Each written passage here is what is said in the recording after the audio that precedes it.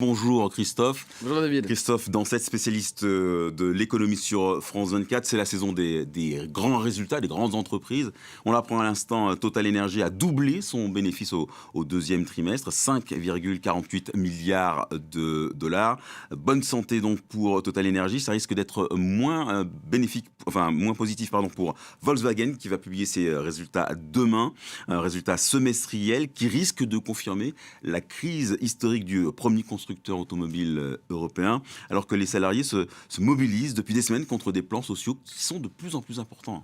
Oui, c'est le symbole d'une industrie allemande en pleine agonie et qui ne voit pas pour l'instant le bout du tunnel. Volkswagen, c'est le premier constructeur européen, premier constructeur d'Allemagne évidemment aussi. C'est des marques aussi prestigieuses que Porsche, que Audi, mais aussi Bentley, Lamborghini, mais aussi Skoda, Seat bien sûr et Volkswagen.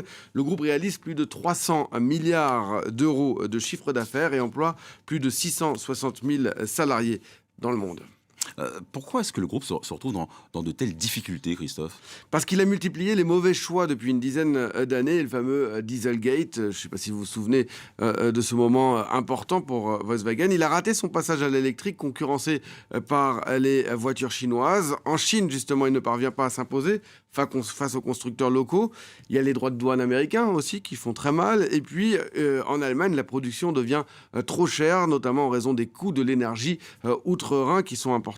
Résultat, le groupe prévoit de supprimer jusqu'à 100 000 emplois. Il envisage de fermer 4 usines en Allemagne, dont celle de Zwickau, en ex-Allemagne de l'Est, qui avait survécu à la chute de la RDA, qui était la première entièrement convertie aux véhicules électriques.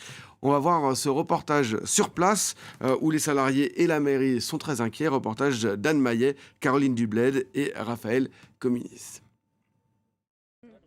Un peu de réconfort devant les grilles de Volkswagen à Zwickau. Une petite glace pour la route ? Madeleine Taubert distribue des tracts et des glaces à ses collègues. Leur usine, le premier site du constructeur 100% électrique, est menacée de fermeture.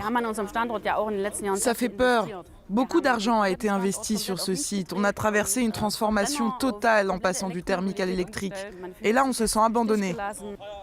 Zwickau est la plus vieille ville automobile d'Allemagne. Audi y est né en 1909. La RDA y a produit la Trabant. Après la chute du mur, Volkswagen en a fait sa vitrine, mais le groupe est en difficulté et pourrait supprimer près de 100 000 emplois. À la mairie, on réclame des comptes aux constructeurs. Les gens ont besoin de savoir où ils vont. On ferme pas, ou alors on ferme pour de bon. Les gens sont fatigués, ils sont épuisés. La moindre des choses, ce serait d'avoir de la clarté pour pouvoir construire l'avenir. D'autant que toute l'économie de la ville risque d'en pâtir. Dans son commerce ouvert en 1884, Diego Wunsch sent déjà la crise. Les gens dépensent moins, ils font attention à ce qu'ils ont dans leur porte-monnaie et ils le gardent. Tous se demandent ce qui va leur arriver, ils ont peur de se retrouver surendettés s'ils se font virer. Une perspective que Madeleine refuse d'envisager. Chez Volkswagen, depuis ses 17 ans, comme son père avant elle, elle n'a jamais imaginé son avenir ailleurs. Ma mère m'a demandé il y a quelques jours ce que je comptais faire si notre site ferme. Et je ne sais pas. Pour moi, c'est ma maison. Et j'y suis attachée, je n'ai pas de plan B. Zwickau a survécu à la chute du mur et à la fin de la Trabant.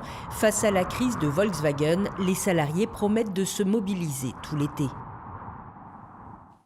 Alors Christophe, les salariés comptent se mobiliser encore plus longtemps pour éviter cette fermeture, mais est-ce qu'on peut encore sauver le soldat Volkswagen ? Alors le PDG, Oliver Blume, a présenté un plan début juillet, un plan dont il doit préciser d'ailleurs les modalités aux investisseurs demain lors d'une conférence avec les investisseurs et puis lors d'une conférence de presse également.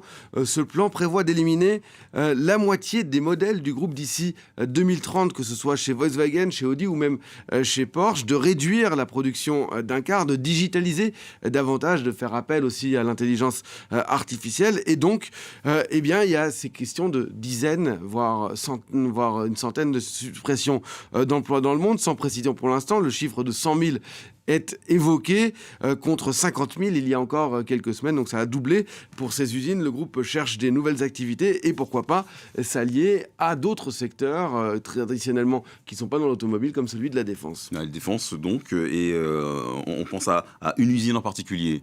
Oui, celle d'Osnabrück dans le nord de l'Allemagne qui doit arrêter sa production de cabriolets qu'elle fabriquait jusqu'à présent de l'année prochaine. Plutôt que de fermer le site d'Osnabrück, la direction envisage de s'allier au groupe israélien Rafael pour fabriquer des pièces détachées pour le système de défense anti-aérien Dôme de fer qui a fait ses preuves depuis 2023 au Moyen-Orient.